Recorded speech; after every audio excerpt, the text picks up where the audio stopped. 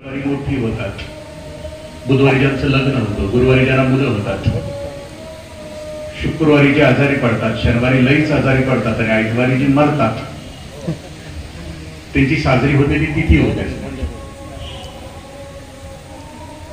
13व्या पर्यंत सुद्धा लोक थांबायला तयार नाहीत, तिसऱ्यालाच उरकून घ्या म्हणतात. तिथी त्यांची तिथी साजरी होते, जे जगतात संपून जातात त्यांची स्मृती किती दिवस असते. असं म्हटलं जातं की जी स्वतः पुरती जगली माणसं ती वृद्धापकाळाच्या वेळेला सुद्धा काहीतरी स्मृती घरामध्ये असावी म्हणून शेवटी यांचा फोटो काढण्यात येतो. तो फोटो दिवाणखान्यात लावण्यात येतो आणि मग नवीन सूर घरामध्ये आली की तिच्या असं लक्षात येतं की इंटेरियर हे फोटोने बिघडवून टाकलंय. तो फोटो सुद्धा कॉट खाली जातो. सामान्य रीतीनं स्वतःसाठी जगणाऱ्या माणसांची स्मृती, फोटोची सुद्धा स्मृती फार फार तर 6 महिने त्या भिंतीवर असते. मग पुण्यस्मरण किंवा स्मृती कोणाची साजरी होते? ज्याने आयुष्यभर काहीतरी लोकांच्या हिताचं केलं, ज्याने आयुष्यभर पुण्यांची उधळण केली,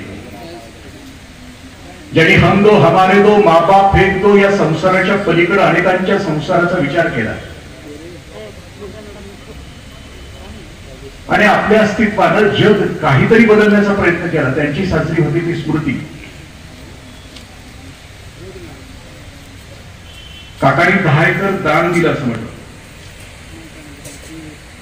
ज्या वेळेला आता गुंठ्याचा दर चालू आहे, हक्क सोड पत्राच्या अनेक केसेस सुरू आहेत समाजामध्ये, दान देण्यासाठी असं म्हटलं जातं की वाघाचं काळीच लागतं, शेळपटाच्या काळजाची माणसं दान देऊ शकत नाही. क्या बात है, बढिया सर, बढिया. ते स्वतःच्या संसाराचा विचार करतील, 7व्या वेतन आयोगाच्या डिफरन्सच्या आकडेमोडी करत बसतील, आणखी काय सुखसोयी घरामध्ये वाढवता येतील त्याच्याविषयी चिंतन करतील. पण दान देण्यासाठी काळीच असावं लागतं, सोपी गोष्ट नाही. माझ्या वडिलांनी कर्मवीर अण्णांच्या पदरामध्ये 72 एकर जमीन दिलेली आहे रयत शिक्षण संस्थेसाठी. मला माहिती आहे, पण आम्ही त्यांची मुलं आता दान नाही देऊ शकत. मला निसर्गानं थोडस बोलण्याचं दिलं वरदान म्हणून थोडस फिरतो आहे. पण ज्यांना दान देण्याची ताकद निवडला असतो. दान 4 प्रकारचं असतं. फोर्थ क्लास दान, कुरकुरत केलेलं दान. आम्हीच द्यायचं का, दुसरे नाहीत का पावती फाडायला, प्रत्येक वेळेला आम्हीच फाडायची का, दिस इज कुरकुरत केलेलं दान. थर्ड क्लास दान, 10 रुपयाची गरज असताना 5 रुपये देणे. 10 रुपयाची क्षमता असते पण द्यायचंच नाही, 5 रुपये देऊन शांत बसणं, सोमगुण रिक्त बसायचं, बोलायचं नाही. सेकंड क्लास दान, ते असं म्हणतात की दान देत असताना पावती नका पाडू, दान देत असताना नाव नका, दान देत असताना सहज द्या. सहज याचा अर्थ की मान खाली घाला. उत्तर भारतामध्ये संत होते, ईश्वरानं खूप दिलं होतं, रोज सकाळी तासभर दान करायचे आणि दान करत असताना मान खाली घालायचे, डोळ्याला पट्टी बांधायची आणि याचकाला खाली हात करून ते दान द्यायचे. त्यांना दुसऱ्या संतांनी विचारलं की रहमान गर्दन क्यों झुकाता है, आंखों पर पट्टी क्यों बांधता है? त्यांनी उत्तर असं दिलं की मी कोणी शाना लागून गेलो, देणहार कोणी और है, देणारा कोणी वेगळा आहे, मी कोणी शाना लागून गेलो, मी फक्त पोस्टमन आहे म्हणून मी पुढच्याला देतो आहे. दान देत असताना नाव नका घेऊ असं म्हटलं. मी काही वर्ष ग्रामीण विकासामध्ये काम केलं. गट विकास अधिकारी असताना असे स्टेज बांधणं, स्मशान सेट बांधणं अशी कामं असायची. आणि तेव्हा ते कॉन्ट्रॅक्टर आम्हाला असं म्हणायचे की त्या कोण शिलेवर साहेब तुमचं नाव लिहू द्या. मी म्हणायचं नका लिहू साहेब. ते म्हणायचे का नका लिहू? मी त्यांना म्हणायचो की त्या कुत्र्याला कळत नाही की बाबा इंद्रजीत देशमुखचं नाव आहे. आणि तो कार्यक्रम आपल्या नावावर करावा असं अजून तरी मला वाटत नाही. आपलं सेकंड क्लास दान पैकी दान देत असताना अजिबात पुसटचं सुद्धा कोणाला सांगू नका, दिलंय.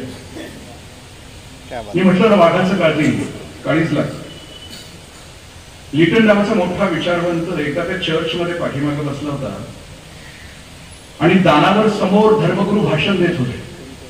आणि दानाविषयी इतकं भाषण देत सुंदर झालं होतं की ती दानासाठी थाटली फिरायला लागली.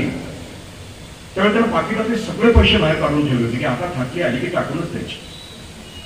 जसं थाटली यायला उशीर झाला तशी एक एक नोट त्या लिटननी आपल्या पाकिटात घालायला सुरुवात केली. आणि थाटली ज्या वेळेला ते लिटनच्या समोर आले त्यावेळेला त्यानं ते थाटलीतलेच पैसे आपल्या पाकिटात घालून टाकले.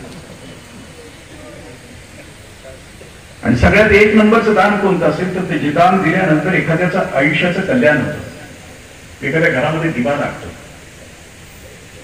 शिक्षण क्षेत्रामध्ये दिलेलं दान हे एक नंबरचं दान आहे, कारण त्यांना हजारोंच्या घरामध्ये दिवे लागतात. आम्ही नाही, म्हणजे मी म्हटलं ना, आता तर संधी होती कित्येकाला. मी असं म्हणतो की ह्या कालावधीमध्ये म्हटल्या 1-1.5 वर्षाच्या गेल्या 15 मार्च पासून आतापर्यंत निसर्गाने आम्हाला खूप शिकवलं. आणि त्या शिकवण्याच्या कालावधीमध्ये आमच्यातली मानवता पण बाहेर आली आणि दानवता पण बाहेर आली. या 1.5 वर्षाच्या 20व्यामध्ये माणूस शहाणा होईल असं निसर्गाला वाटत होतं. आणि या घडलं का या 1.5 वर्षामध्ये जे आम्ही सगळे वाचलो, सुदैवानं वाचलेले सगळे इथं आहेत. या 1.5 वर्षामध्ये सापडलोच नाही. म्हणजे त्या विषाणूला सुद्धा चकवा देणारे आपण आहोत, म्हणजे किती महान आहोत आपण याची कल्पना असेल आपल्या सगळ्यांना. पण ह्या 1.5 वर्षामध्ये आम्हालाच का ठेवलं याचा कधी विचार नाही केला. आणि हा रोग यायच्या अगोदरच आमचं जीवन, आमची धडपड कशासाठी होती आणि आता कशासाठी असायला हवी याचं चिंतन या 1.5 वर्षामध्ये नाही झालं. मग अशी कुलगुरू महोदयांनी एक वर्णन केलं की समाज बोथट होत निघाला आहे. ही गोष्ट सत्य आहे. मी काही उदाहरण आपल्याशी शेअर करीन नंतर, पण ह्या 1.5 वर्षामध्ये खरं थांबलो आम्ही.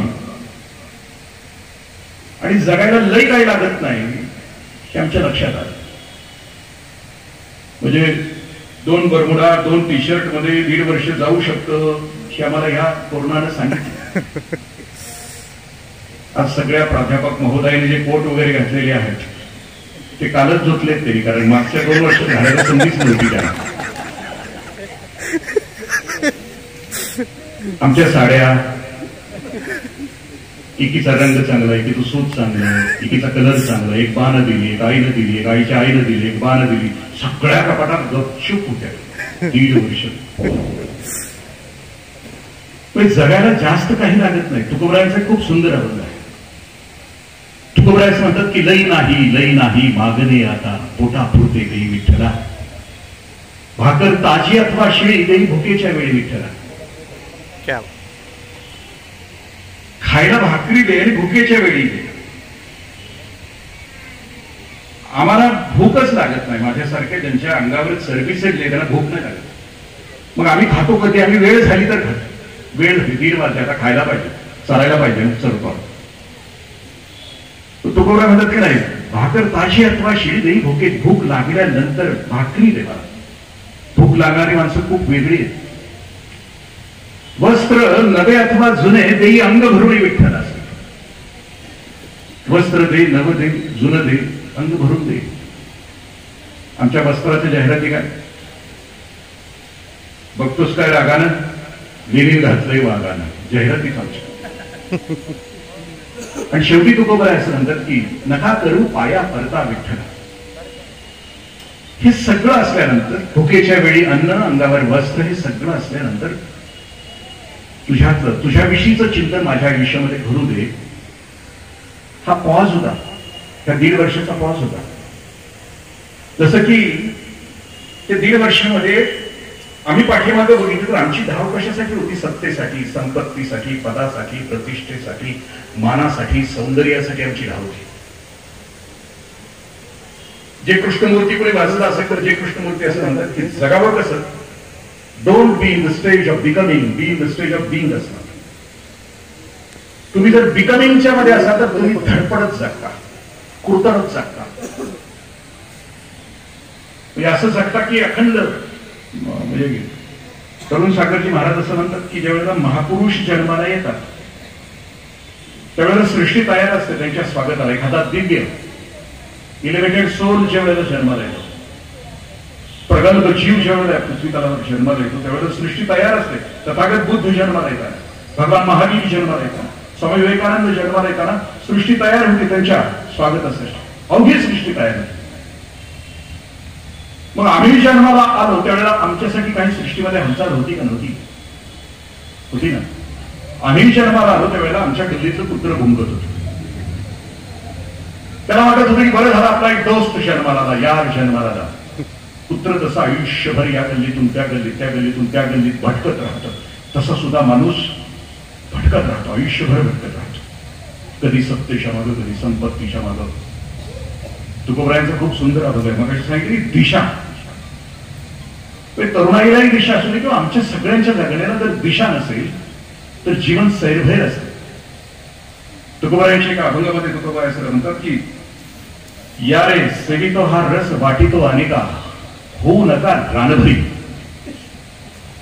दिशा या शब्दाचा अर्थ आहे की मला जो आनंद प्राप्त झाला आहे, मी आत्मस्वरूपाला पोहोचल्यानंतर मला जो आनंद, मला जे वैभव, मला जो रस मिळाला आहे तो रस वाटण्यासाठी मी बसलो आहे. पण तुम्ही नका ना हो, रानभरी होऊ नका. रानभरी हा उपमेतला पक्षी आहे. तुकोबरायांनी अभंगामध्ये गुंफलेला आहे. हा पक्षी कुठेही अस्तित्वात नाही, पण तो पक्षी कसा आहे, रानभैरी झालेला हा पक्षी जो आहे तो उठतो, कधी या झाडावर आदळतो, कधी त्या झाडावर. प्रत्येकच्या वेळच्या उड्डाणामध्ये तो वेगवेगळ्या, कधी झाडावर, कधी इमारतीवर आदळतो, कारण दिशा नसते. प्रत्येक वेळेला त्याचा कपाळ मोक्ष होतो, तो खाली कोसळतो आणि त्यातच मरतो.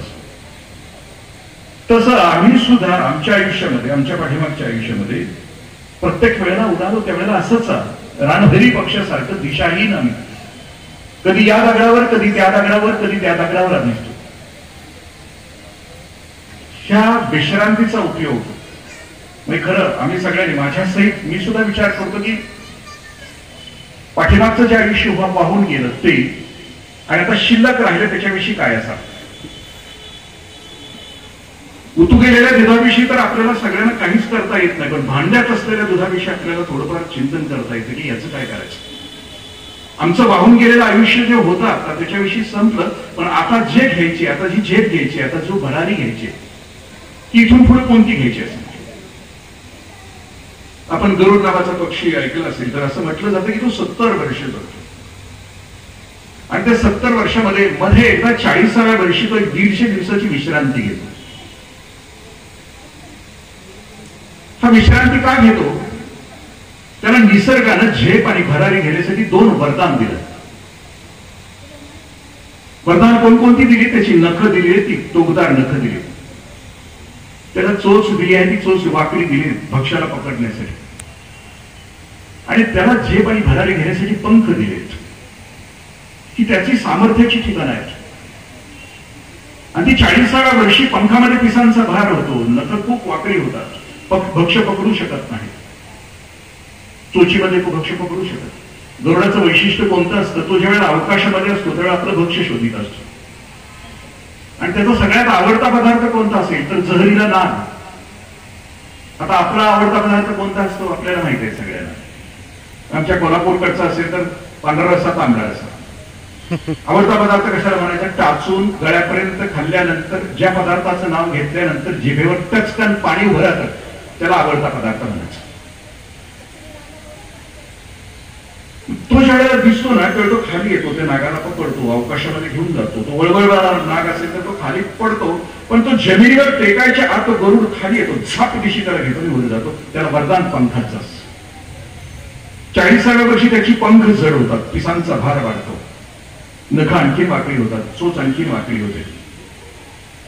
मग तो त्या ज्या वेळेला तो आता सगळं आयुष्यच थिजून गेलंय, थांबून गेलाय, म्हणून तो आता जंगलामध्ये एकांतामध्ये असलेल्या एका खडकावर जाऊन बसतो. तो 150 दिवस बसतो. आणि मग विदू ते वेळा काय नाश्ता द्यायचं चाललंय का? श्रम परिहार बक्षीस देऊन देऊन टाकले हो.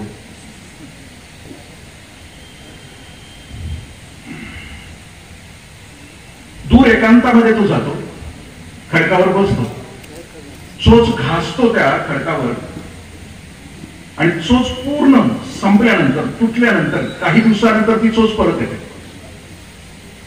परत टोकदार झालेल्या त्या चोचीनं पंखात वाढलेला पिसांचा भार एक एक पीस काढून तो काढून टाकतो. गुरु वाढलेली जी नखं आहे, टोकदार झालेली ती नखं तोडून टाकतो. तो तासातावाना होतो आणि सगळी तिन्ही सामर्थ्य प्राप्त झाल्यानंतर पुन्हा तो झेप घेतो अवकाशामध्ये. तो पुन्हा 70 वर्ष जातो. तशी ही मधली जी आम्हाला दिल मिळाली ती वर्ष त्याच्यासाठी होती. आणि मग एक चित्र मागाशी तुमच्या माझ्या सगळ्यांच्या समोर ते चित्र उभं राहतं. त्याचे काही उदाहरण आपल्याला आठवत असेल की 15-20 दिवसापूर्वी किती समाज बोथट असावा. आमच्या मनातल्या काही गोष्टी किती भयानक आमच्या समोर येत आहेत. तरुणाईचाच विषय आहे तर त्या तरुणाईमध्ये कोणकोणत्या थराला कुठपर्यंत तुमच्या माझ्या आजूबाजूची लेकरं पोहोचलेली आहेत त्याची उदाहरणं आपल्याला सगळ्यांना माहिती. आपल्याला आठवत असेल की 15-20 दिवसापूर्वी नागपूरमध्ये 17 वर्षाचा मुलगा आपल्या मैत्रिणी गर्लफ्रेंड बरोबर त्या नागपूरच्या रस्त्यावरून चालतो आहे आणि त्या मुलीच्या त्या गर्लफ्रेंडचा भाऊ जो 13 वर्षाचा आहे या दोघांना बघतोय रस्त्यावरून चालताना. आणि मग आता दोघांच्या मनामध्ये खलबत सुरू होत आहे की आता ह्या मुलानं जर घरी सांगितलं तर आपलं काय होणार, म्हणून त्याला दोघं जण घेऊन जात आहेत आणि खूप करतात, बहीण आणि तो प्रियकर. ही 15 दिवसापूर्वीची घटना. आपल्याच औरंगाबाद मध्ये 17 वर्षाच्या मुलानं इंग्रजीचे जे प्राध्यापक आहेत त्याच्या घरी त्यांचा खून केला आणि तो खून करण्यासाठी 2 वर्ष गुगलमध्ये सर्च करतोय की कुठल्या पुतळ्यात खून करावा, आपल्या वडिलांचा खून कुठल्या प्रकारे. 2 वर्ष सलग तो विचार करतोय की कसं मारायचं. आणि 2 वर्षानंतर आपल्याला आठवतं 1 महिन्यापूर्वीच ही घटना घडली. तो घरामध्ये ज्या डंबेल्सचा व्यायाम करायचा त्या डंबेलनं आपल्या वडिलांचं डोकं फोडतोय, पूर्ण चेंदामेंदा करतोय. तरी त्याला वाटत नाही की माझे वडील गेले असतील, म्हणून तो स्वयंपाकघरात जातोय, सुरी घेऊन येतोय, मानेवर, पोटावर, छातीवर वार करतोय आणि वडिलांना मारतो. आणि मग पोलिसांना चौकशीच्या वेळेला सांगतोय की माझा बाप हिटलर होता, प्रत्येक वेळेला मला चिडायचा, मारायचा आणि म्हणून संपूर्णच टाकलं. बोरिवलीमध्ये जी घटना झाली, 21 जणांचा बलात्कार झाला, त्यात 21 तरुण पोरं ही व्यसनानंतर त्यांनी ती गोष्ट केलेली आहे. मी ज्या जिल्ह्यातून आलो त्या जिल्ह्याच्या पलीकडं खोची नावाचं गाव आहे कोल्हापूरमध्ये. 10 दिवस झाले एका 6 वर्षाच्या मुलीवर बलात्कार झाला, 21 वर्षाच्या पोरांतून. ती जो ग्रॅज्युएट आहे त्याने इथं दारू पिली आहे आणि 15 मिनिटानंतर त्यानं तर खूप विकृती केली. मी याची लिंक आपल्याशी लावण्याचा प्रयत्न केला. तरुणाईचा निगेटिव्हिटी, पॉझिटिव्हिटी पण खूप आहे. पण मगाशी सर म्हटले की समाज बोथट झाला.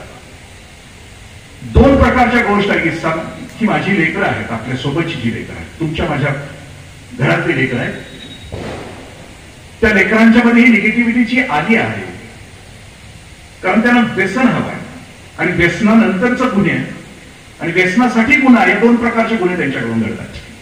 हे सगळे गुन्हे जर आजूबाजूचे बघितले तरी व्यसनासाठी आहेत किंवा व्यसनानंतरचे गुन्हे आहेत. आम्ही सगळेजण प्रत्येकाला, मी महाबळेश्वरला एक ध्यान शिबिर होतं, त्याच्यात सगळ्या भारतातून तिथे येतात, साधक येतात आणि त्याच्यात पंजाबचे सुद्धा काही जण येतात. शेवटच्या 2-3 दिवस माझी प्रवचनं असतात आणि मग मी बसतो, प्रत्येक राज्याच्या मंडळींच्या बरोबर बसतो. मी पंजाबच्या काही माझ्या आया बहिणीने विचारलं की तो उडता पंजाब नावाचा चित्रपट आहे ते खरं आहे का. त्यावेळी त्यांनी मला असं सांगितलं की होय, 10 घराच्या मध्ये एक तरी बाळ त्या घरातलं संपलेलं आहे आणि ती गोष्ट सत्य आहे. आणि या जगातलं सगळ्यात मोठं दुःख कोणतं असेल तर बाप के कंधे पे बेटे का जनाजा. सगळ्यात मोठं दुःख हे जगात कुठलं असेल तर बापाच्या खांद्यावर पोराचं ओझं, पोराची अर्थी असणार. इथं बसले असलेल्या तुमच्या माझ्या सगळ्या सज्जनांना असं वाटत असेल की ही विकृती आमच्यापर्यंत नाही पोहोचणार, आमच्याकडे पैसा आहे, खूप मोठं कंपाऊंड तयार करू आणि समाजाची ही विकृती माझ्या घरात येणार नाही असं जर कोणाला वाटत असेल तर आम्ही कुठल्या तरी भ्रमात आहोत. मग पुढच्या पिढीला सावध हाका देण्यासाठी, तिला रस्त्यावर आणण्यासाठी, तिला जागा करण्यासाठी प्रत्येक बाप, प्रत्येक आई आपल्या घरामध्ये त्या पुढच्या पिढीसाठी काय करू शकतो. मला तर खरं विषय दिला होता की तरुणाई आणि समाजाची बांधिलकी. मी फिरतोय, महाराष्ट्रावर फिरतो, या तरुणाईशी चर्चा करतो, गप्पा मारतो, त्यांच्या प्रश्नाविषयी त्यांच्याशी फिरतो, त्यांच्या भविष्यातल्या करिअरविषयी त्यांच्याशी बोलत राहतो. त्यांना व्हायचं आहे काय, त्यांना बनायचं आहे काय. असं म्हटलं जातं की या लेकरांना स्वतःचा स्व, माझ्यामध्ये निसर्गानं कोणती ताकद दिली, कोणतं सामर्थ्य दिलं, हे शोधण्यासाठी आम्ही त्या लेकरांना त्यांचं वैभव समजून न घेता त्यांच्यावर आम्ही काही गोष्टी दाखवा. काल शिक्षक परिषदेमध्ये एक वक्ते असं बोलत होते की शिक्षणानं आम्ही साक्षर झालो, पण शिक्षकांना सार्थक जीवन कसं जगावं याच्याविषयी आम्ही काहीच नाही करू शकतो. ते असं म्हणत होते वक्ते की शिक्षणानं आम्ही डॉक्टर, वकील, प्राध्यापक, इंजिनियर सगळे दिले, पण माणूस नाही दिला. विनोबाजी असं म्हणतात की शिक्षण जर सार्थक करायचं असेल तर एक चांगला माणूस बनणं अपेक्षित आहे. खूप मोठी मोठी वाक्य आपल्या या अशा शिबिरांच्या मधून आपल्याला ऐकायला मिळतात. मी ज्यावेळी बाळाचा विचार करतो, त्या मुलाला विचार करतो, तरुणाईचा विचार करतो, तेव्हा सगळ्यात पहिली गोष्ट त्याला त्याच्या स्वची जाणीव करून देणं, खरं कोण आहे. पण आम्ही या शिक्षणाच्या चक्रामध्ये त्याला घातलं आहे आणि 10वी आणि 12वी म्हणजे अंतिम, आणि त्याच्यानंतर नोटा छापायची तो मशीन करणं, त्याला पॅकेजच्या इंडस्ट्रीत टाकणं, आणि मग हा किती पॅकेज वाला, तो किती पॅकेज वाला, तो किती पॅकेज वाला, हे करणं, त्या चक्रामध्ये आम्ही त्याला सोडून देतो. पूर्वी म्हणजे त्या लेकराला त्याच्यामध्ये कोणतं सामर्थ्य लपलंय हे शोधण्याची गोष्ट होती. जपानमध्ये सुद्धा आता शोधलं जातं असं मला मी काही ठिकाणी वाचलं की 8-9 वर्षाची मुलं एकाची खोलीमध्ये सोडली जातात, मानसशास्त्रज्ञ बाहेर असतात, आणि आतमध्ये काही विटा, काही वायर, पोडियम, स्टेथोस्कोप, हे सगळं आत ठेवलं जातं आणि मानसशास्त्रज्ञ बाहेरून बघत राहतात की 8-9 वर्षाचं लेकरू नेमकं कोणत्या गोष्टीशी रममान होतं. समजा त्यानं स्टेथोस्कोप घेतला, ऍप्रॉन घातला आणि त्याच्याशीच रोज तो खेळत असेल तर मानसशास्त्र त्याला असं म्हणतात की हा डॉक्टर होणार. मग जर हा डॉक्टर होणार आहे तर मग याला गणित शिकवण्याची काय आवश्यकता आहे. आयुष्यभर 100 लिटरची टाकी, त्यातलं 20 लिटरचं पाणी गळून गेलं तर टाकीत पाणी शिल्लक राहिलं किती, कारण आमच्या सगळ्या टाक्या गळत्याच असतात आणि उदाहरणं सुद्धा गळतीच असतात. मग त्याला गणित शिकवण्याची काय आवश्यकता. तो वायरशी खेळत असेल, तो विटांशी खेळत असेल तर तो इंजिनियर होणार आहे. त्याला त्या गोष्टी म्हणजे त्याच्या आतमध्ये निसर्गानं जे सामर्थ्य दिलं ते घालावं. तो सारखा माईकच हातात घेणार असेल तर त्याला चांगला वक्ता करावं ना. पण माईक हातात मी आता 30 वर्ष कार्यक्रम करतो आहे, सर राग नका म्हणू, पण ह्या 30 वर्षामध्ये मला 3 लोकांचं खूप भय वाटतं. पहिला तो ओळख करून देणार, काही माहीत नसतं माझ्याविषयी पण निबार हालत असतो, इतकी विशेष कुठून शोधून काढलेले असतात नाही. दुसरा निवेदन करणार, वक्ता काय बोलणार, पुढचा काय बोलणार आहे अजिबात नाही. मी जे पाठांतर केले ते एवढं हाणायचं नाही, मी बघ त्याचा संबंध असो आदर नसो. आणि तिसरा आभार मानणार या तिघांचे. ते जर लेकरू लहानपणीच माईक हातात घेणार असेल, मायकेल होणार असेल तर त्याला ती विद्या द्या की बोलायची विद्या द्या, त्याला शिकवावं. खेडेगावात तर माहित नाही तुम्हाला, ते स्मशानात आमच्याकडे श्रद्धांजलीचे कार्यक्रम असतात, दारोडा असतं मेहनत तरी त्याची श्रद्धांजली असते, खूप चांगला होता म्हणून. तिथला सुद्धा तो वक्ता म्हणतो की आत्म्याला शांती मिळावी, आणि लग्नात सुद्धा ते म्हणत असते की यांच्या आत्म्याला शांती मिळावी, नवीन जोडव्या. ज्याचा स्वभाव जो आहे त्याचा स्व शोधण्यासाठी आपण कार्तिकी गायकवाड आपल्याला माहिती, असं म्हटलं जातं की माणसाच्या मेंदूमध्ये 8 प्रकारच्या बुद्धिमत्ता आहेत. त्यापैकी उजवा मेंदू आणि डावा मेंदू याच्यामध्ये सुद्धा काहीतरी घडलं. असं म्हटलं जातं की डावा मेंदू ज्याचा पॉवरफुल आहे त्याचं गणित चांगलं असतं, त्याचं लॉजिक चांगलं असतं. उजवा मेंदू ज्याचा पॉवरफुल असतो, त्याचा अभिनय, त्याची कल्पना शक्ती हे चांगलं असतं. माझ्या असं लक्षात आलं की मला गणित कधीच जमलं नाही, अगदी 5वी पासून कधीच. अक्षरशः 10वीला तर पाठ करून मी सुटलो. गणित आणि गणिताचे शिक्षक आज जरी दिसले तरी आतून असं कापरं भरतो. निसर्गानं मला ते दिलेलंच नाहीये. पण उजवा मेंदू ज्याचा पॉवरफुल आहे त्याची कल्पना शक्ती चांगली असते. पूर्वी आशीर्वाद दिला जायचा काही वर्षापूर्वी, कारण ज्यावेळी माणूस 120 वर्ष जगायचा त्या कालावधीमध्ये अष्टपुत्र सौभाग्यवती भवन, अष्टपुत्री सौभाग्यवती भव असा आशीर्वाद दिला. मला त्यावेळेला वाटायचं की दशपुत्री, द्वादशपुत्री, षोडशपुत्र पुत्री असं का नाही, एवढी मुलं एवढ्या मुली असाव्यात, 8च का असाव्यात. मग पुन्हा शिक्षणशास्त्राचा अभ्यास करत असताना असं लक्षात आलं की गार्डनर नावाचा शिक्षणशास्त्रज्ञ असा म्हणतो की माणसाच्या मेंदूमध्ये 8 प्रकारच्या ठळक बुद्धिमत्ता आहेत. साहित्य, संगीत, कला, क्रीडा, नाट्य अशा प्रकारच्या 7 आणि एक नगरसेवक बुक्की हाणायला, एक मुलगा आणि एक मुलगी घरामध्ये असावी, अशी 8 पोरं आणि 8 पोरी घरात असाव्यात असं त्यावेळेला. आता एकच बाळ आहे किंवा एकच बाळी घरामध्ये आहे, प्रचंड तिच्याकडे लक्ष उठल्यापासून झोपेपर्यंत. आणि घरात जर विद्येचं माहेर घर असतं तर मेलं ती पोरगं धाडली. सारख्या विद्येच्या तारा वाजत असतात सकाळपासून संध्याकाळ. फिजिक्स, केमिस्ट्री, बायोलॉजी मरतय पोरं. 10वी आणि 12वी म्हणजे अंतिम आमच्या डोक्यात फुलकुली काढले माहित नाही. मी 12वीला नापास झालेला आहे कारकड. 10वी आणि 12वीचं घरात जर बाळ असेल तर लगेच लक्षात येतं की ह्या घरात कुणीतरी आहे 10वीला किंवा 12वीला.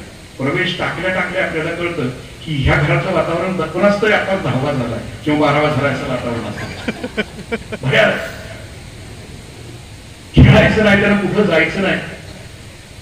मी ऍडिशनल सीओ कोल्हापूरला असताना 7वीच्या मुलांचा स्कॉलरशिपचा कार्यक्रम होता. जी मुलं स्कॉलरशिप मध्ये वरच्या स्तरावर आली.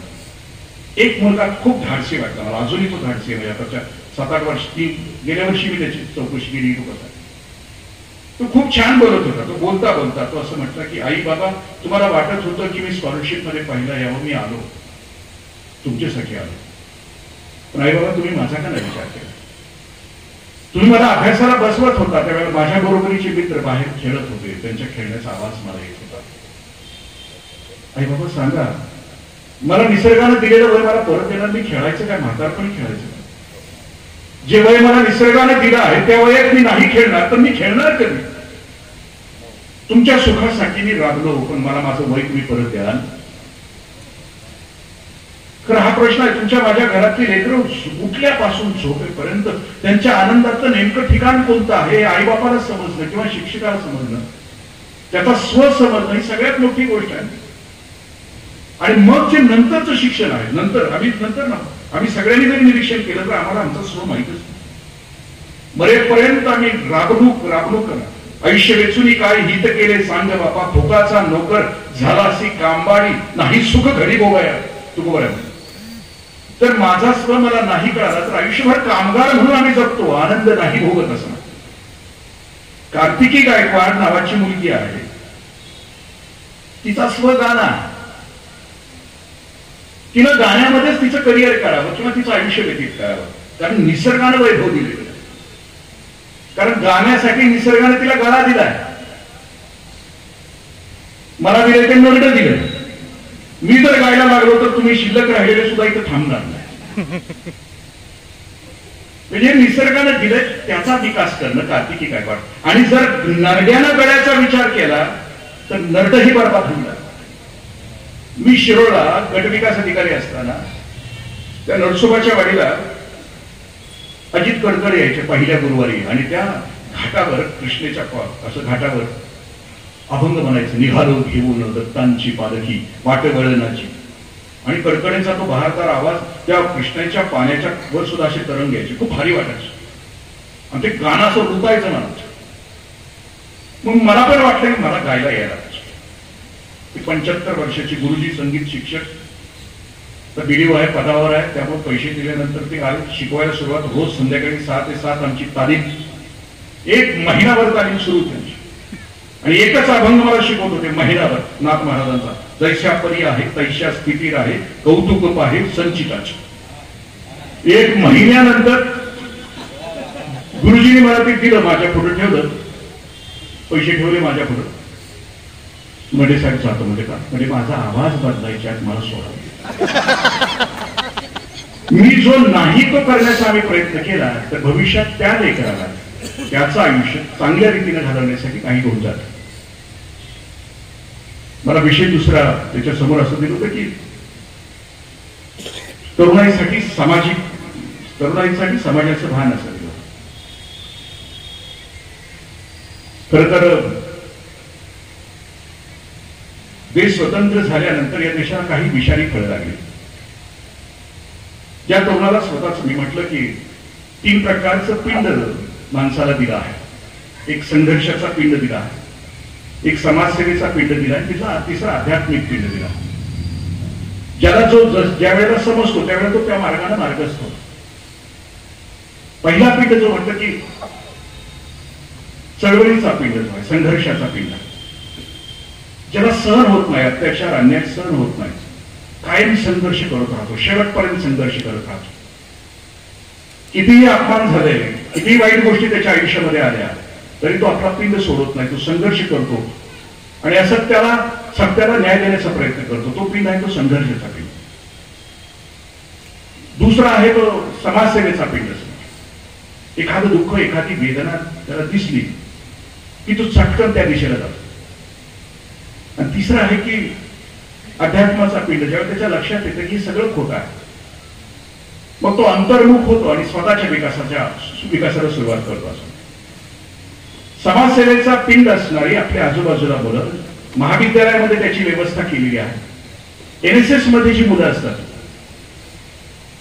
त्यांच्यावर शिक्षण शास्त्रज्ञांच्या म्हणण्यानुसार या लेकरांच्या मध्ये समाजसेवेची ज्योत पेटावी अशी त्यांची अपेक्षा असते. माझ्या आजूबाजूला जे समाजसेवक आहेत त्या समाजसेवकांच्या विषयी आपल्याशी की त्यांनी ज्या वेळेला परिवर्तन केलं आणि समाजसेवेमध्ये उतरण्याचा प्रयत्न केला. मी बाबा आमटेंचं चरित्र वाचत असताना जो परिवर्तनाचा क्षण आहे समाजसेवेकडे वळण्याचा, मग माणूस समाजसेवक होतो कधी, समाजाच्या उपयोगी कधी पडतो. बाबू बोरकरांची कविता खूप सुंदर आहे. तेच डोळे देखणे जे कोणीती साऱ्या नभा, ओढीती दुःखे जनांच्या सांगितली नेत्र काढायचं. ज्या डोळ्यामध्ये दुसऱ्याच्या दुःखाने टचकन पाणी येतं ते डोळे देखणे आणि ते समाजसेवेकडे परिवर्तित होतात. बाबा आमटेच्या वेळेला वरोऱ्याचे उपनगराध्यक्ष होते.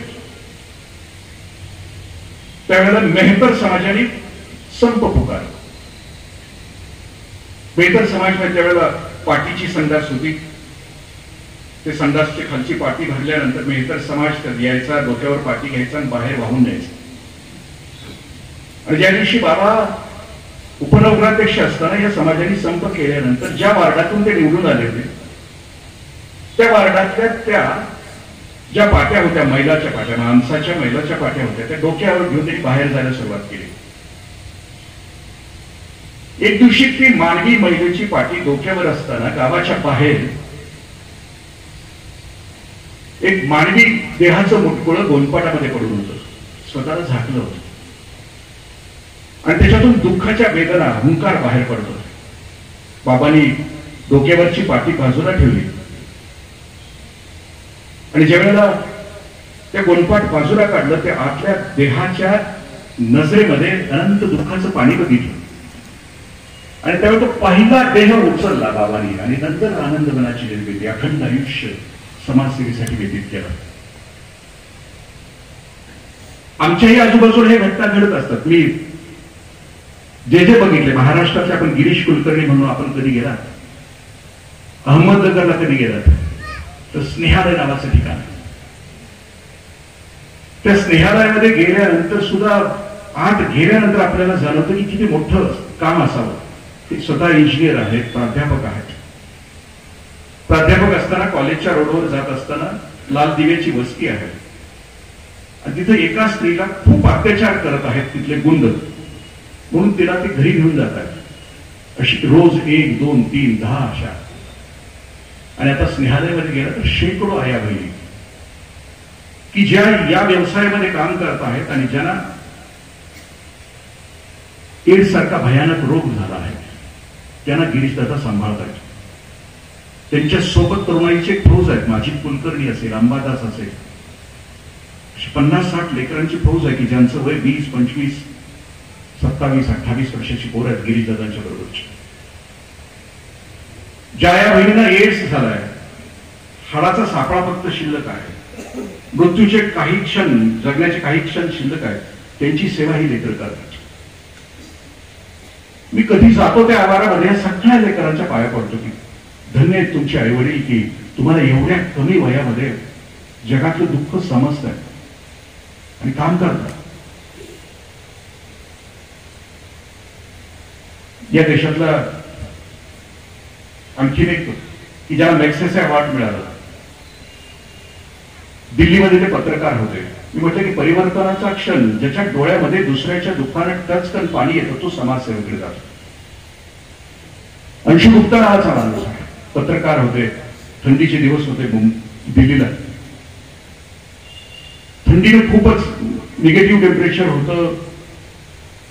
रस्त्यावर कित्येक भिकारी भरून पडले होते आणि त्याच्यावर बघत होते चित्रण करण्यासाठी. जात होते रस्त्याने, त्यावेळेस भिकाऱ्यांची शरीर आखडून गेली होती. आणखीन काय या थंडीला केलं, मग स्मशानात गेले. त्यावेळेस ते चित्र बघत होते की त्या स्मशानामध्ये कित्येक प्रेतं आणलेली होती. जी प्रेतं जळत होती त्या प्रेताच्या भोवती 100-150 लेकरं त्या प्रेताची ऊब घेत होती, जळणाऱ्या प्रेताची. कित्येक पोरांची प्रेतं कफन घातलेली होती. थंडीपासून संरक्षण मिळावं म्हणून त्या प्रेताच्या सोबत कफन अंगावर घेऊन झोपली होती, ऊब मिळावी म्हणून. त्यावेळेला अंशुजीने त्या बाळाच्या चेहऱ्यावरच प्रेताला चिकटलेल्या त्या बाळाला विचारले की बाळा तुला प्रेताची भीती नाही का वाटत? तर त्या पोराने उत्तर दिले की भीती, तो म्हणतो की जिवंत माणसाची, मेलेल्या माणसाची भीती नाही वाटत, जिवंत माणसांची भीती वाटत. ही जी माणसं तयार होतात मग त्यानं ठरवलं की दारिद्र्यानं अन्न, वस्त्र, निवारा, शिक्षण आणि आरोग्य या 4 गोष्टी, 5 गोष्टी ज्याला मिळत नाही तो दारिद्र्यामध्ये तिचंच राहतो. मग त्याने विचार केला की ज्याला वस्त्र, अन्न तर मिळून जाईल कुठल्या ठिकाणी एखाद्या दातृत्वाने मिळून जाईल, पण वस्त्र मिळणार नाही. मग वस्त्राने आणखीन काय हाल केलेले आहेत म्हणून तो फिरत होता आणि तो शोधत होता की माझ्या अस्तित्वानं या एका गोष्टीला, एका दुःखाला मी काय करू शकतो याच्यासाठी तो शोध घेत होता. मग तो आदिवासी वस्तीमध्ये पोहोचला. मग त्याच्या असं लक्षात आलं की आदिवासी वस्तीमध्ये ऑक्टोबर, नोव्हेंबर, डिसेंबर महिन्यामध्ये जी बाळं जन्माला येतात, थंडीमुळे मरून जातात, त्याच्यासाठी ते आदिवासी त्या बाळाला जगावं म्हणून कोणते प्रयत्न करतात तर तो बघत होता की बाळ त्या थंडीमध्ये जगावून 1 बाय 1 फुटाचा खड्डा खणला जातो, त्यात बाळ ठेवण्यात येतं, भोवती कचरा पेटवला जातो आणि बाळ जिवंत राहिलं तर त्याला जगवलं जातं. झोपडपट्टीमध्ये फिरत असताना त्याच्या असं लक्षात आलं की ज्या वेदना आया बहिणींच्या वाट्याला महिन्यातून 4 दिवस येतात, त्या आया बहिणी या देशामध्ये मिळत नसल्यामुळे काय काय वापरतात त्याला लिहून ठेवलं त्याची. तो म्हणतो की त्या 4 दिवसामध्ये आया बहिणी कोणी वाळू वापरतो, कोणी भुसा वापरतो, कोणी एकच चिंधीत चौघीत वापरतो. आणि मग तो शोध घेता होता की माझ्या देशामध्ये, मी या देशात जन्माला आलो तर मी माझं अस्तित्व असताना मी या दुःखाला थोडीशी तरी वाचा फोडू शकेल का, मी काय करू शकतो. आणि मग त्यानं गूंज नावाची संस्था स्थापन केली आणि ठरवलं की या दुःखाला न्याय द्यायचा.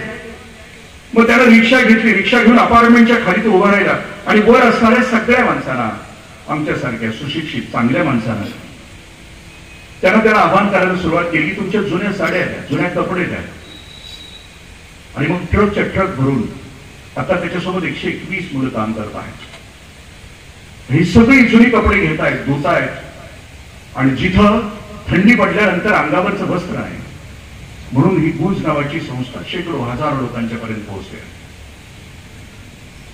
म्हणजे ज्याच्या डोळ्यामध्ये दुसऱ्याच्या दुःखाने टचकन पाणी येतं, ज्याला वेदना समजतात समाजाची, आपल्या अस्तित्वानं आपल्या अवतीभोवतीचं जग सुंदर करायचं असतं, हे भान ज्यांना येतं, हे समाज भान घेऊन जी पोरं जगतात खरं तर यांच्याकडे दुसरं काहीच नसतं, साहित्य एवढंच असतं, माणसाकडे दुसरं काय.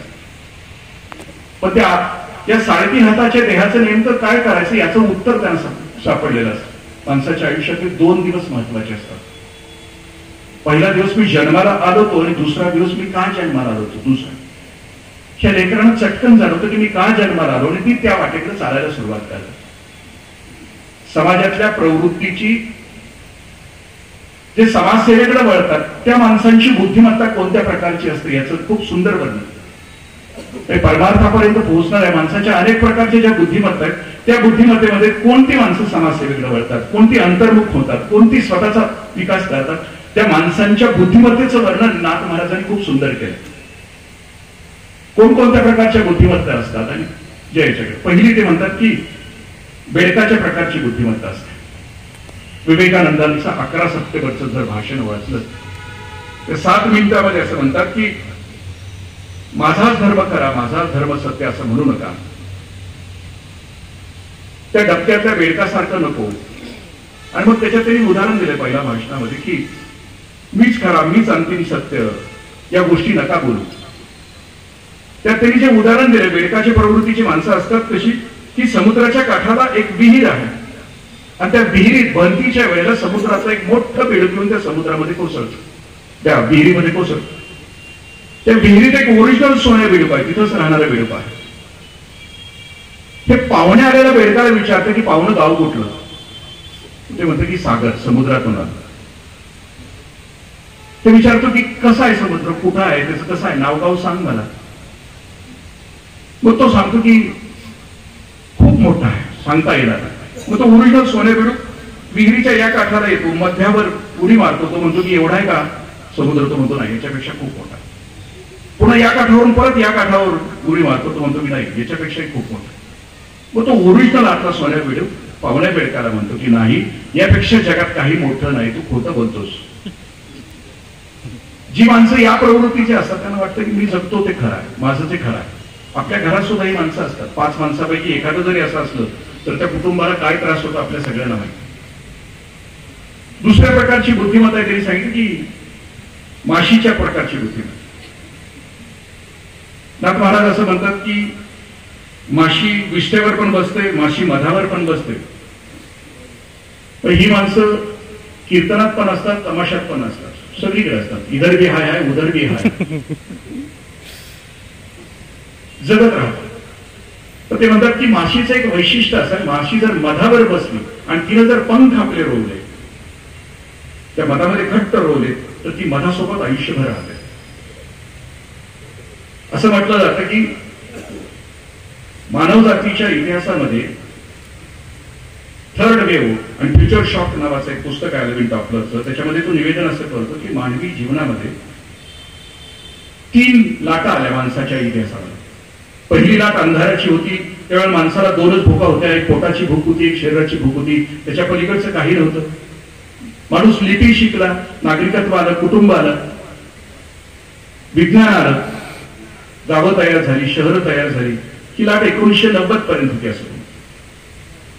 आणि 1990 नंतर जी खाऊच्याची लाट जगभर आली, खाजगीकरण, उदारीकरण, जागतिकीकरण.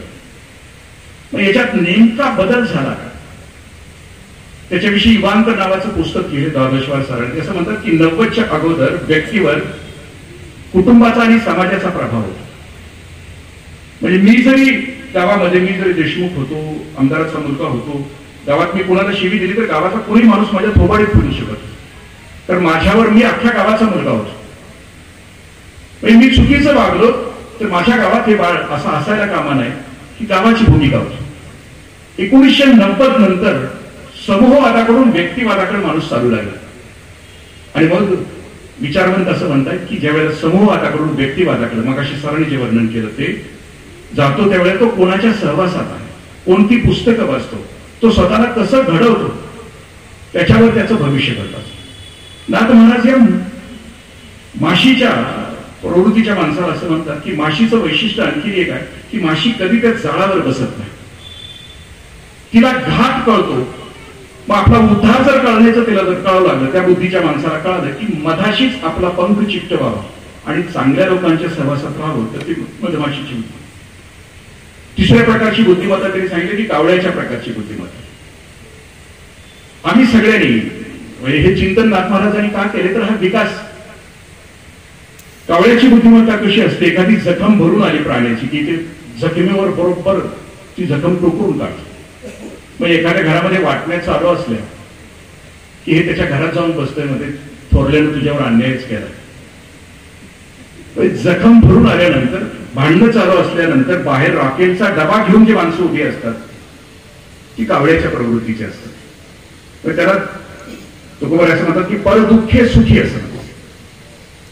पुढच्या प्रकारची बुद्धिमत्ता ते असं म्हणतात की बगळ्याच्या प्रकारची बुद्धिमत्ता. आपण चाललोय की समाजसेवक कोण होतं, अंतर्मुख कोण होता आणि त्याच्या पुढे काय. बगळ्याच्या प्रकारच्या बुद्धिमत्तेला असं म्हणतात की आपण कधी बघितलं असेल बगळा पाण्यामध्ये उभा राहिलेला तर तो एका पायावर उभा असतो जणू ऋषींच्या सारखा, डोळे मिटलेले असतात.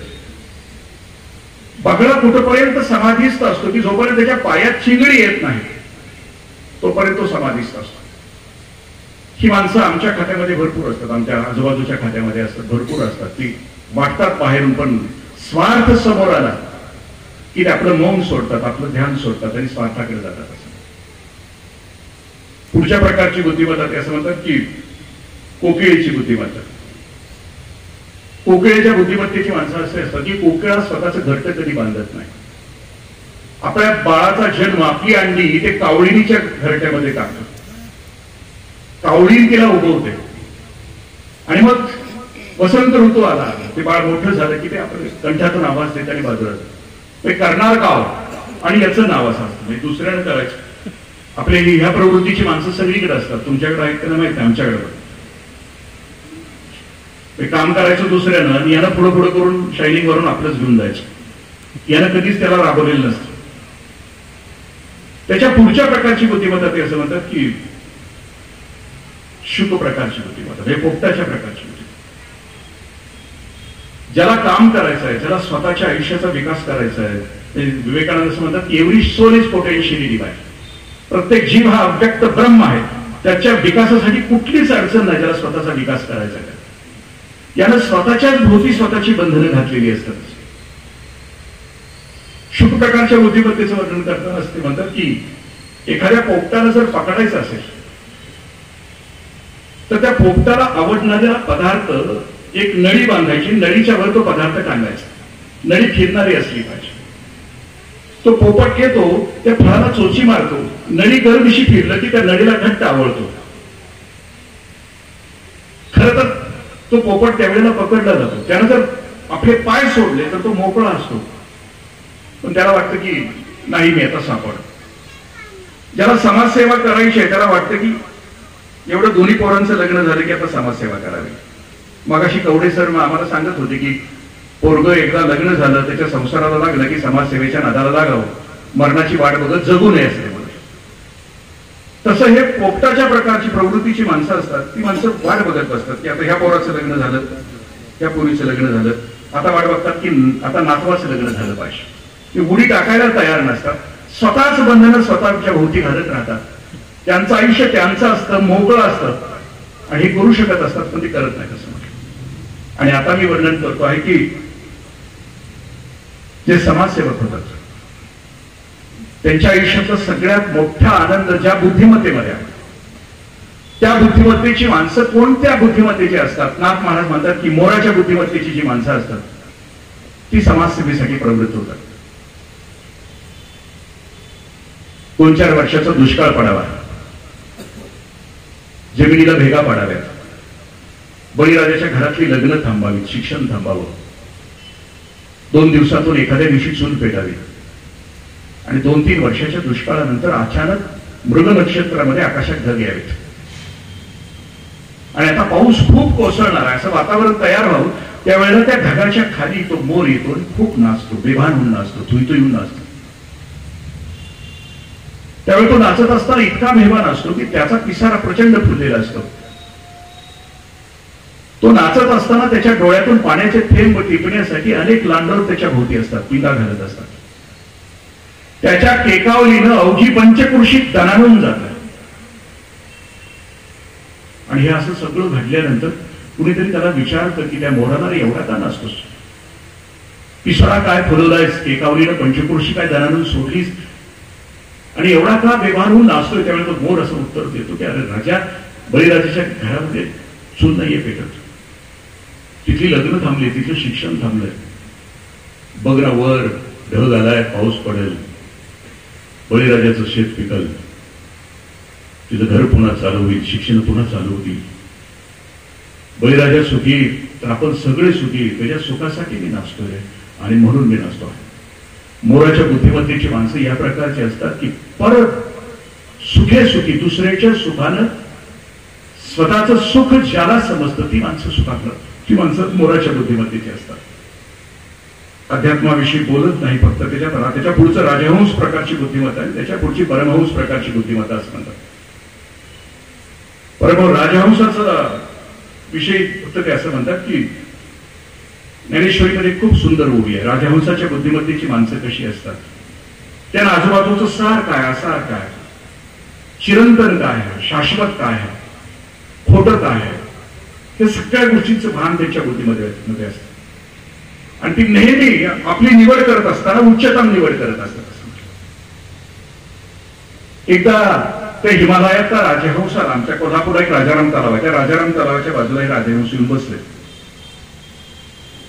आणि तिथले जे बगळे होते ते बगळे हे राजहंसाच्या भोवती आले, कारण दिसायला सेलिब्रिटी होता, दिसायला देखील होतं. त्याच्या भोवती सगळे बगळे आले, बसले आणि त्याला पुन्हा तोच प्रश्न विचारला, कुठून आलास? तो म्हणतो की मी मानस सरोवरातून आलो. तो म्हणतो की कुठे आहे मानस सरोवर? मग तो राजहंस सांगायला सुरुवात करतो की मानस सरोवर आहे, मग ते कसं आहे? हिमालयात आहे. तो वर्णन करतो की खूप शुद्ध आहे, खोली खूप आहे, तळातलं सगळं दिसतं, पैसा जरी वरून टाकला ते तळामध्ये दिसतं. हे सगळे प्रश्न विचारून झाल्यानंतर बगळे शेवटी एकच प्रश्न विचारतात की तू खातो काय? मौलीने खूप सुंदर ओवी राजहंसाविषयी लिहिते की मुक्ती मोती याचा ओगुरू असं म्हटलं. म्हणजे राजहंस त्या मानस सरोवरातील हिरे माणिक मोती पाचू खातो असं म्हटलं, कारण त्याच्या चोचीमध्ये हे सगळं विरघळवण्याचं रसायन असं म्हटलं. तर म्हणतात की मी हिरे माणिक मोती खातो. मग ते खालची सगळे बगळे म्हणतात ते खात असेल तर तिथं सांग खेकडे आणि मासे आहेत का तिथं, फक्त सांगायचं म्हणतात. त्याला प्रश्न विचारत असताना तुझ्यामध्ये काय ते सांगा. मी जे समाजसेवकापैकी मी ज्या संस्थेमध्ये शिकलो, मला काकांची आठवण यासाठी येते की मुलींचे कॉलेज काढलं.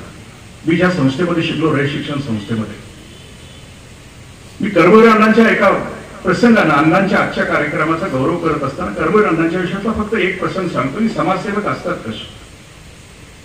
आशिया खंडातली सगळ्यात मोठी संस्था आहे रयत शिक्षण संस्था, आणि अण्णांनी मुलींच्यासाठी काम करायचं ज्या वेळेला त्यांनी ठरवलं त्यावेळेचा एक खूप सुंदर प्रसंग. आपण अण्णाभाऊ साठेंच्या कादंबऱ्या वाचल्या असतील तर त्याच्यामध्ये वारणेचा वाघ नावाचं एक पात्र आहे, सत्याप्पा भोसले. हा त्या वारणेच्या खोऱ्यामध्ये राहायचा, श्रीमंतांना लुटायचा आणि ती दौलत गरिबांना वाटायची. तो कुठल्या आई बहिणीवर अत्याचार झाला तर त्याला तो मारून टाकायचा आणि तो जगावा म्हणून वारणा खोऱ्यातल्या आया बहिणी डोकीवर पाटी घेऊन ते सत्याप्पा भोसलेचं त्यांना सांभाळायचं. इंग्रजांचं राज्य होतं, पोलिसांनी सत्याप्पा भोसलेला पकडलं आणि त्याचा खटला इस्लामपूरच्या कोर्टामध्ये चालू. ज्या दिवशी सत्याप्पा भोसल्याच्या कोर्टाचा निकाल होता त्या दिवशी वारणेच्या खोऱ्यातून हजारो आया बहिणी सत्याप्पा भोसलेला बघायला गेल्या. त्याचा निकाल आला, तो कोर्टाच्या बाहेर आला, त्यावेळेला आया बहिणी हजारोंच्या संख्येनं तिथं उपस्थित होते आणि पुरुषही होते. पुरुषांच्या गर्दीमध्ये कर्मवीरांना उभे होते. सत्याप्पाच्या वेळेला शिक्षा ऐकून बाहेर आला तेव्हा त्याच्या हातापायामध्ये काटण्या घालण्यात आल्या. अर्धा पोलिसांनी त्याला पकडलं होतं. तो बाहेर आला कोर्टाच्या बाहेर, तो चित्र बघत होता की हजारो आया बहिणी डोळ्याच्या निरंजनाने या मानलेल्या भावाला ओवाळत आहेत, कारण या भावानं त्यांचं कुंकू बळकट केलं होतं, मंगळसूत्र बळकट केलं होतं. त्यानं सगळ्यांना नमस्कार केला आणि पुरुषांच्या फव्यावर ज्यावेळी त्याचं लक्ष गेलं तेव्हा त्यांना कर्मवीर अण्णा दिसले, तेव्हा त्यांना हिसडा दिला. तो खाली उतरला. पोलीस सगळे पळवून पडले. गर्दी चिरत सत्यापा भोसले कर्मवीर अण्णांच्या पायाजवळ आला. अण्णांना नमस्कार केला, गुडघ्यावर आला. तो अण्णांना म्हणतो की अण्णा, तुरुंगात निघालोय, तुमची एखादी वस्तू भेट द्याल का? म्हणजे कोणची वस्तू? ते म्हणजे अण्णा तुमचं पायतान द्याल. अण्णा म्हणजे घेऊन टाक. ते म्हणजे कशाला? ते म्हणजे अण्णा निघालोय तुरुंगात, तुरुंगवास कधी संपेल माहित नाही. एखाद्या चांगल्या माणसाची वस्तू बरोबर असते तर त्याच्याकडे बघून दिवस जातात आणि म्हणून तुमचं पायतान आहे. अण्णाने पायतान दिलं आणि दिल्यानंतर तर सत्यापा भोसलेचा हात हातात घेतला आणि अण्णा त्याला म्हणतात की सत्यापा, बघ, नुसतं आया बहिणीचं कुंकू बळकट केलंस तर हजारो आया बहिणी तुला डोळ्याच्या निरंजनावर ओवाळायला आल्या. त्या भाऊराव पाटलांना रयत शिक्षण संस्था काढली, पण अजून पोरींच्यासाठी काय केलं नाही रे. जोपर्यंत महाराष्ट्रातली दऱ्याखोऱ्यातली वाडी वस्तीवरची वंचित शेवटची पोरगी महाराष्ट्रातली शिकत नाही ना, तोपर्यंत भाऊराव पाटील पायात पादत्राण आणि डोक्याला शिरस्त्राण घालणार नाही. सत्यपा म्हणतो, अण्णा तुम्ही लाखाची पोशिंदी आहे, असं करणार असलं तर राहू द्या, तुमचं पायतान तुमच्याकडे राहू द्या. अण्णाने ते घेतलं नाही. ते म्हणजे की भाऊराव पाटलाचा शब्द आहे. शेवटपर्यंत अण्णाने पायात पादत्राण नाही घातलं, डोक्याला शिरस्त्राण नाही घातलं. मी ज्यावेळेला या गोष्टीचा विचार करतो त्यावेळेला काकांचं जी दूरदृष्टीचे विजन आपण म्हणतो, की परळी सारख्या गावामध्ये 25 वर्षापूर्वी अण्णांचं जे स्वप्न होतं की पोरगी शिकावी. आज अजूनही अशी गोष्ट आहे की ज्याला आपण 2-3 प्रकारचा समाज इथं म्हणतो की खूप आहे रे, काही नाही रे आणि मधला आहे. म्हणजे 40-20% समाज असा आहे की खूप आहे, अति खाऊन मरतो आहे. 20% असा की खायला न मिळता मरतो आहे. आणि मधला आहे तो ह्या दोघांना शिवाय देत मरतो आहे. अजूनही म्हणजे माझा आश्रम जिथं आहे त्या आश्रमाच्या खाली जो सह्याद्रीचं खोर आहे, त्या सह्याद्रीच्या खोऱ्यातले अजून 7वीच्या वरच्या मुली शिकायला तयार नाही. शाळा नाहीये. 17-18 वर्षाच्या पोरी झाले की त्यांचं लग्न होत आहे आणि लग्न झालं की 18-19 वर्षी त्यांच्या मांडीवर बाळ आहे. त्यामुळे माझ्या घरातली माझी बहीण, माझी मुलगी 25-26 वर्षापर्यंत लग्न नाही होत. ती जग बघते, ती जगातली सुख भोगते, आनंद भोगते आणि त्यावेळेला त्या मुली मात्र तिथंच. ज्यावेळेला शिक्षणाच्या आया बहिणींच्या शिक्षणाच्या विषयी ही पोरगी आहे, जिचं नाव आहे मलाला, युसुफजाई मलाला. 14व्या वर्षापासून ही पोरगी हिची स्वादच्या खोऱ्यामध्ये राहत होती. स्त्रियांना शिकवलं जात नव्हतं. BBC वरून रोज 4 मिनिटाचं ती भाषण करायची. ती सापडत नव्हती. तिच्या वडिलांच्या शाळेमध्ये जात असताना बरोबर 40 तिच्या मैत्रिणी आहेत. शाळेत जात असताना स्वाद खोऱ्यामध्ये त्या तालिबानीने अडवलं होते. तिच्या बसमध्ये घुसले सगळे तालिबानी. त्यांनी विचारले की हु इज युसुफजाई. त्यावेळेला चटकन ही उठते 16 वर्षाची पोरगी. तिला माहित आहे की मी जर उत्तर नाही दिलं तर माझ्या बरोबरीच्या 40 पोरी निघून जातील, मरतील, संपतील. ती उठून उभी राहते आणि दुसऱ्या सेकंदात तिच्या मस्तकामध्ये गोळ्या घुसतात. 1 वर्षभर ती तिथं असते. तिची भाषणं ऐकली तर ती भाषणामध्ये एवढं सांगते की जगातल्या सगळ्या स्त्रियांनी शिकलं पाहिजे, त्याच्या आयुष्यातला आनंद भोगला आला पाहिजे.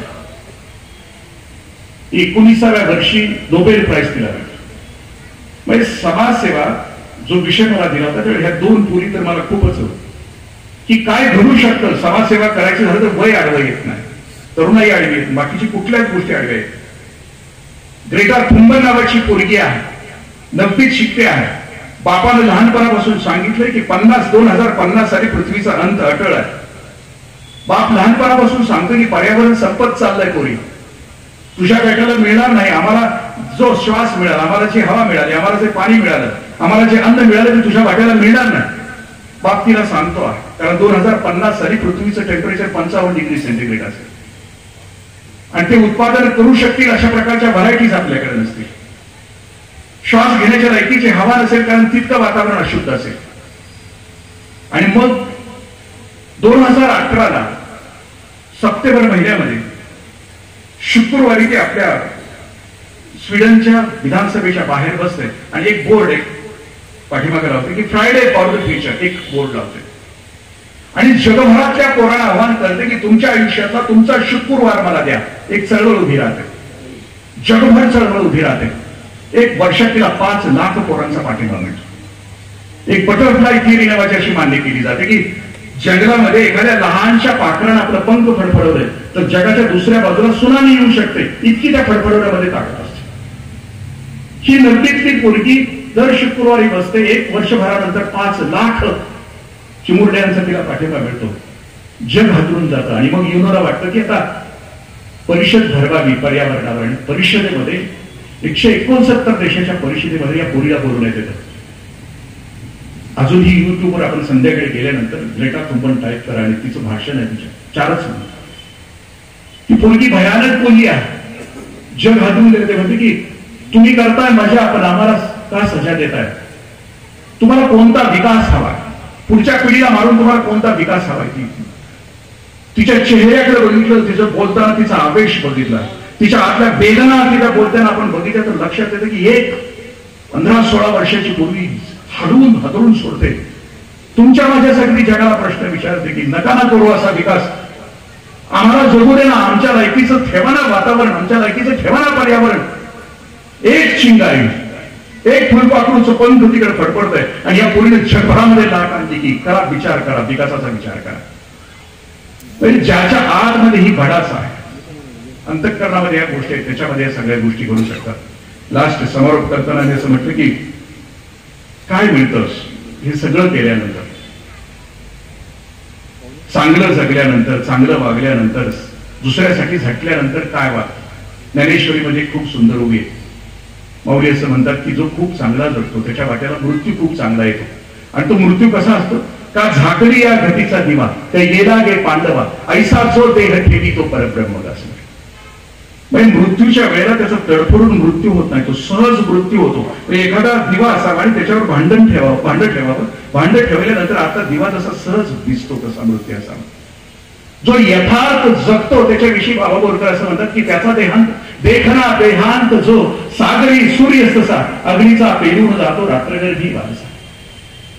तो निघतो जसा समुद्राच्या काठाला आम्ही बसलो, उभा राहिलो, सूर्यास्त झालाय, सूर्य डुबून गेल्यानंतर सूर्याची प्रभा जशी पाठीमागे शिल्लक असते तशी त्याची प्रभा पाठीमागे शिल्लक राहते. त्याच्या वाट्याला काय येतं? पुन्हा मी कर्बुरअण्णांचा फक्त समारोप सांगतो आणि माझ्या वाणीला विराम देतो. कर्बुरअण्णांनी संस्था, शासन, शिक्षण सुरू करत असताना, ही समाजसेवा करत असताना खूप लवकर गेले. अण्णांना 33 हार्ट अटॅक आले. 33. आपल्याला 3च हार्ट अटॅक माहित आहे. म्हणजे आमच्या खात्यात असेल तर शक्यतो पहिल्या अटॅक मध्ये जात जास्तीत जास्त, आणि चिवट असेल जगलं तर दुसऱ्या अटॅक. पण पहिला अटॅक येऊन गेल्यानंतर पुन्हा दुसऱ्या अटॅक मध्ये मधल्या अंतरात त्याचं जगणं राहत नाही. तिथं बसू नको, तिथं बसू नको, हे खाऊ नको, ते खाऊ नको. संडासला गेलं तरी आता येतंय का? दुसरा आणि तिसरा अटॅक. तिसऱ्या अटॅक मध्ये शक्यतो जात आहे.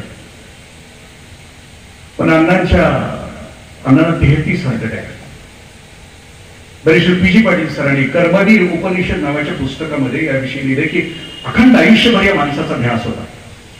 ससूरमध्ये असताना शुगर शूट झाली, 500 वर शुगर झाली आणि अण्णा बोलत होते, बडबडत होते. अण्णांच्या बोलण्यामध्ये सुद्धा ते म्हणत होते की अरे कोणीतरी चव्हाण साहेबांना सांगा, कोणीतरी देसाई साहेबांना सांगा त्या भाऊराव पाटलाला 500 एकर जमीन द्यायला.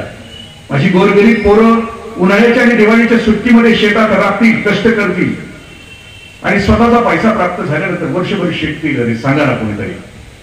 म्हणजे मृत्यूच्या वेळेला सुद्धा अण्णांचं स्वप्न होतं की शिकावं. अण्णांचं तापातलं बडबडणं सुद्धा होतं की पोरं शिकावं. आमचं मृत्यूच्या वेळेचं बडबडणं वेगळं असतं.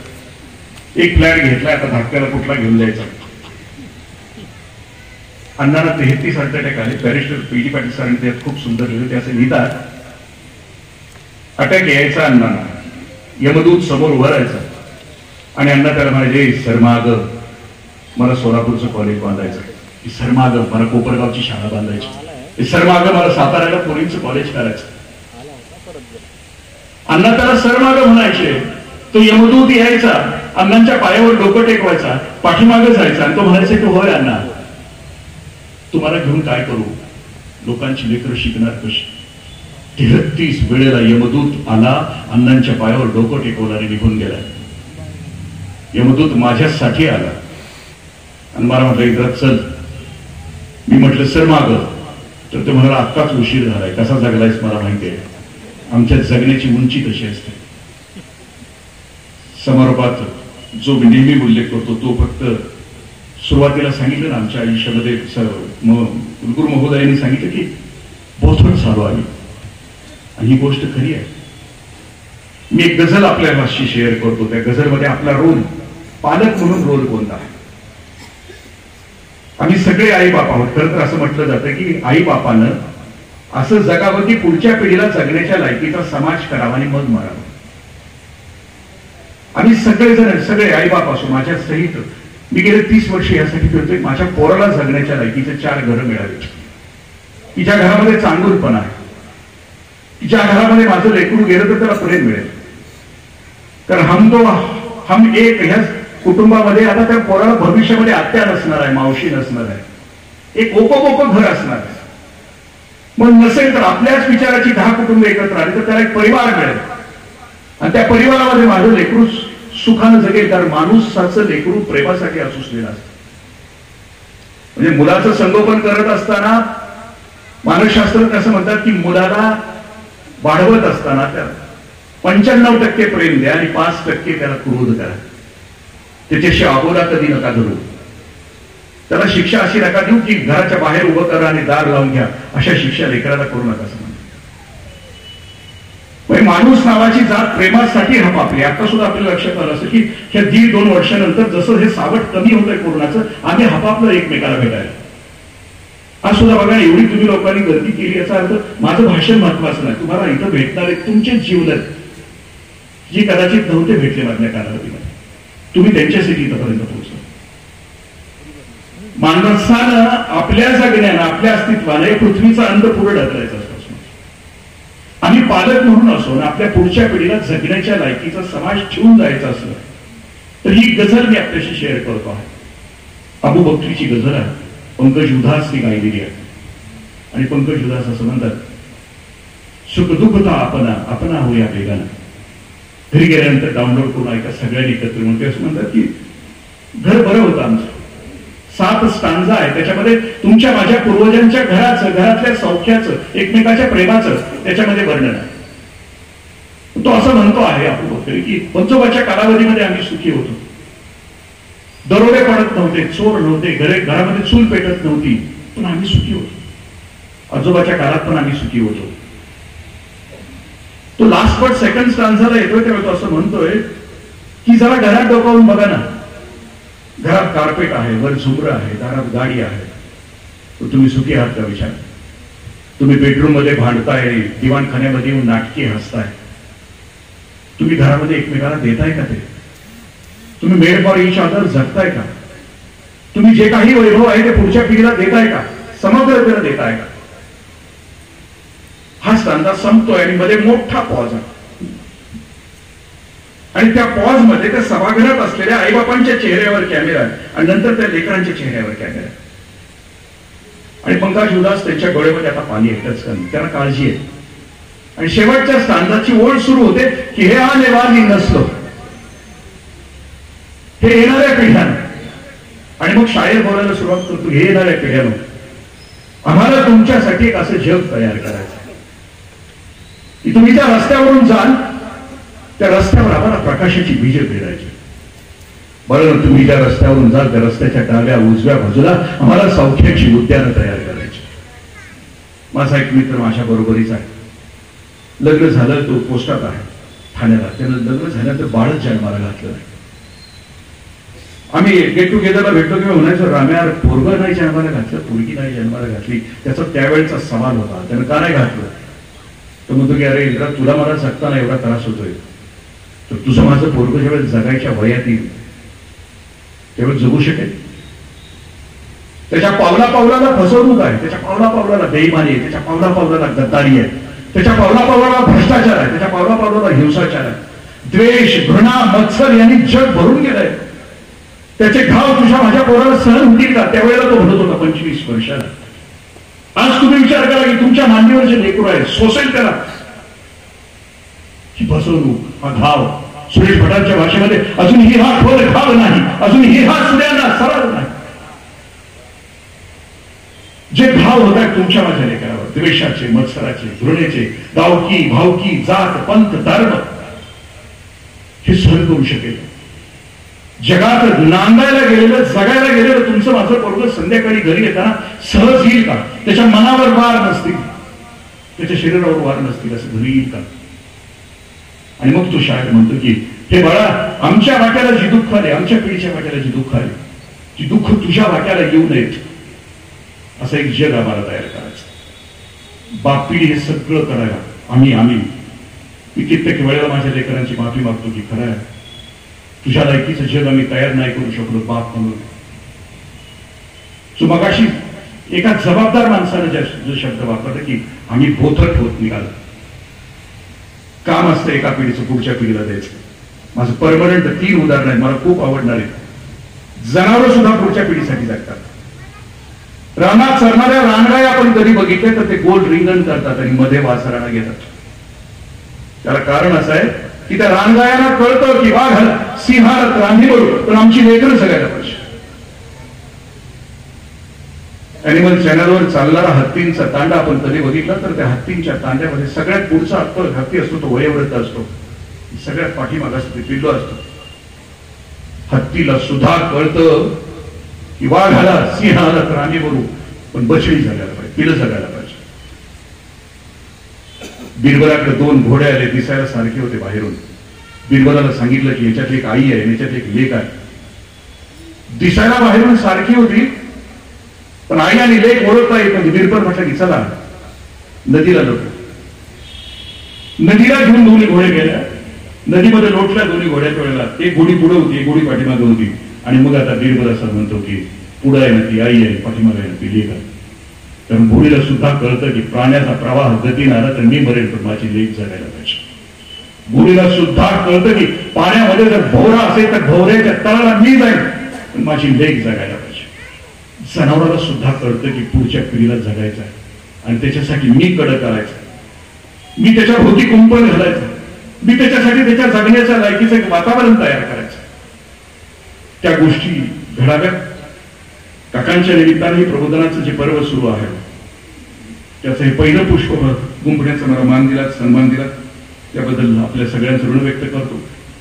सकाळी 6:30ला सुरुवात झाली प्रवासाला, तुमच्यापर्यंत येऊन पोहोचलो. आपण सगळ्यांनी मनापासून ऐकून घेतलं. आपण तर घेतलंच.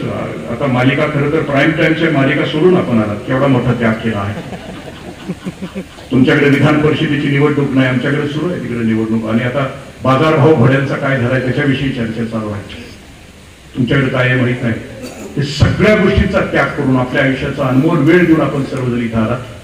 काकांच्या प्रेमापोटी आलात, त्यांच्या कार्यापोटी आलात, त्याबद्दल आपल्या सगळ्यांचं ऋण व्यक्त करतो. धन्यवाद. जय हिंद, जय महाराष्ट्र.